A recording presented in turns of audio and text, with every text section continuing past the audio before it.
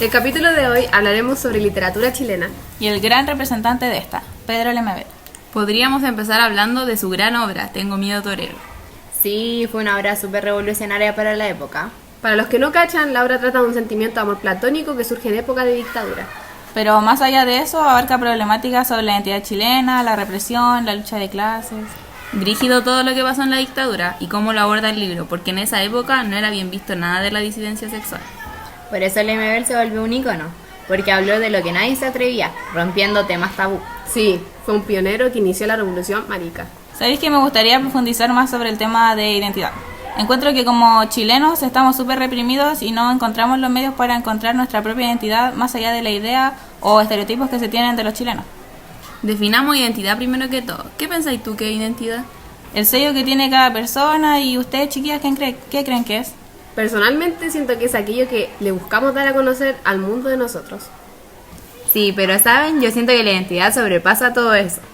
Entonces debemos conocernos muy bien primero para luego definir quiénes somos. Y esto se verá reflejado cuando enfrentemos ciertos problemas morales, donde surgirá nuestra ética.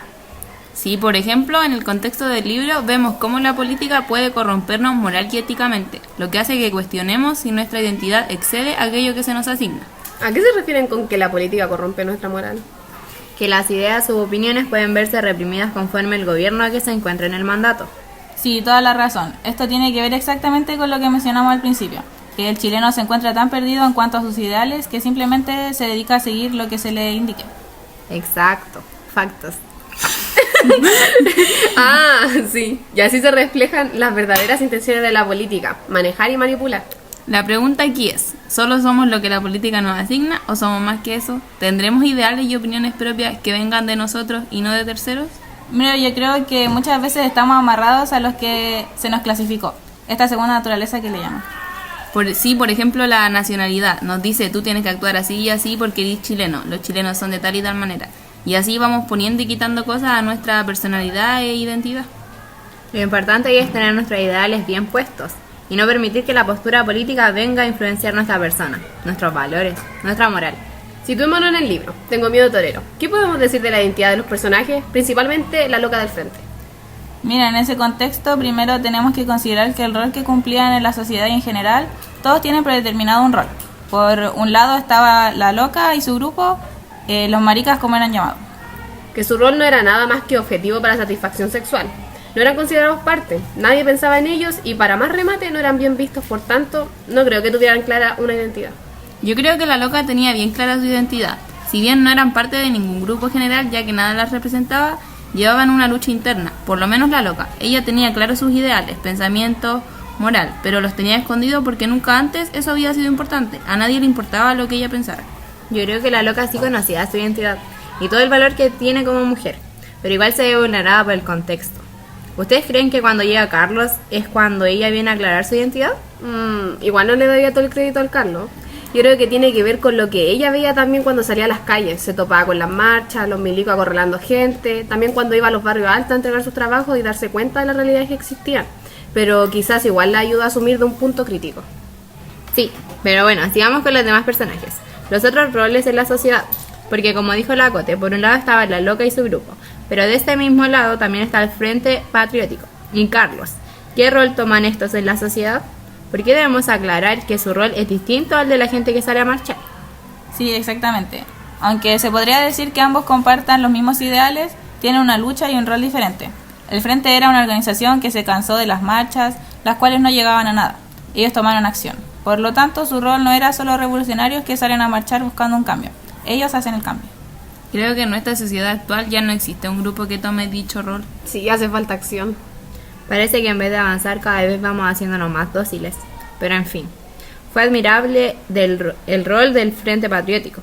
Pensar que tuvieron a punto de cumplir su misión. Había salido tan bien. Sí, qué rabia. ¡Qué rabia! Hay que pensar que la historia que nos cuenta el libro está basada en hechos reales.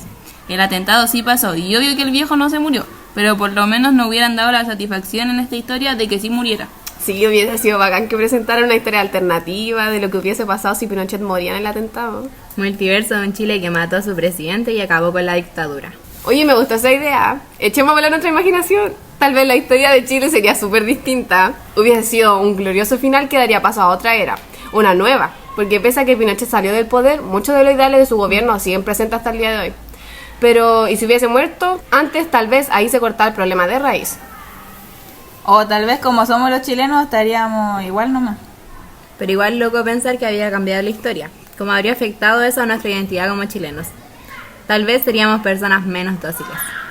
Tenemos que pensar que la historia está escrita por los vencedores. Entonces, ¿qué hubiese pasado si el pueblo hubiese sido el vencedor? Tal vez tendríamos más protagonismo, seríamos más capaces de actuar, no nos gobernarían bajo el miedo, porque existiría esta valentía que nos entregó el acto victorioso de derrocar y asesinar a un dictador. Hubiese sido bonito ver un Chile así. Pero, ¿saben? Yo creo que igual hubiese existido ciertos conflictos, porque obvio que iba a existir gente que encontrara violento el hecho de matar a un presidente. Sabiendo que él había matado y torturado a miles de personas, nos faltaría quien lo defendiera. Sí, la verdad existirían muchas opciones de lo que hubiese pasado. Creo que echaríamos a volar mucho nuestra mente. Mejor enfoquémonos en algo más posible o más concreto. Ponte en el libro, ahí sí podemos preguntarnos qué hubiese pasado si en esa historia Pinochet moría. ¿La loca y Carlos se hubiesen quedado juntos? Yo creo que no. Ah, qué pesimista, yo diría que sí. Pero díganme por qué. Anet, ¿por qué dices que no? Yo digo que no porque era destino terminar separados. Si Carlos solo fue para dejarle una enseñanza a la loca, pero no comprometió sus sentimientos ya que estaba enfocado en el frente. Pero dicha enseñanza que le dio era el paso para estar juntos. Tal vez ambos lucharían ahora. Mira, yo creo que primero tenemos que pensar y analizar bien la relación que ellos tenían y lo que sí pasó. Ya dejemos fuera la muerte de Pinochet. Yo cacho que aquí lo importante no es si se quedan juntos o no. El libro nunca se quiso enfocar en eso, sino más bien en el significado de estos personajes por separado. Igual sí, porque la loca del frente nos dice mucho de nuestra sociedad. Tenemos que pensar qué mensaje quería dar Pedro Lemebel con esta obra. Correcto, diste en el clavo. Yo cacho que eso es de lo que debemos de hablar. Y lo que debemos preguntarnos porque esta historia constituye una afirmación crítica de las categorías de género en la sociedad chilena, de la época, un tema escondido que nadie atrevía a tocar. Lemebel nos viene a decir que la sexualidad puede crear relaciones humanas netamente politizadas. Sin dejar fuera la organización represiva que la sociedad suele imponer al individuo, incluso en lo que concierne a lo sexual. Por eso dentro del libro la historia de amor de Carlos y la loca le aporta un sentido de manifestación en contra del carácter normativo y patriarcal que existía. Pero el mensaje va más allá. Sí, yo diría que nos muestra como la sexualidad, por lo general reprimida, es un medio que puede conducir al individuo a la toma de conciencia de sí mismo y de sus modos de comportamiento. Eso dice Foucault. Lo importante es cómo Lemebel aborda este tema. Sí, porque también debemos considerar la historia de vida del autor. Sabemos que él pasó por muchas cosas parecidas a las de la loca. Él vivió su sexualidad de manera libre en una época muy difícil. De hecho, la loca del frente es representante de una categoría sin lugar en la sociedad. Por eso, lo que hace Lemebel con esta obra es mostrar un lado de la historia que nunca había sido contado. La loca caracteriza una de las identidades de género homosexual que, sin embargo, no se relaciona con el universo gay de modelo ideológico. En su condición no común, de lo que no encuentra un lugar definido en una sociedad, obsesionada con el orden y la normatividad, la loca demuestra una gran destreza para la resistencia a las imposiciones del sistema político. Por eso la loca del frente obra del modo como lo hace, porque no pertenece a ninguna categoría definida. Sí, y al igual que su condición en cuanto al género que no haya lugar en dicha sociedad, su testimonio político se vuelve hacia los que no tienen lugar en el orden político y social, sostenido por el régimen dictatorial. Se trata, por lo tanto, entonces, de un testimonio ficcionalmente creado para aludir a los que quedan fuera de lugar en toda parte. Yo cacho que por eso el Lemebel se convierte en un icono, porque busca conceder voz a las minorías, recogiendo su visión de la historia y de los hechos que, en alguna manera, han marcado su experiencia individual, que está vinculada con ciertos acontecimientos históricos. Ya, chiquillas, vamos poniéndole fin a la conversa, estuvo buena. Sí, estuvo buena la conversa. Espero que al público le haya servido para cuestionar un poco esta identidad estereotipada que llevamos.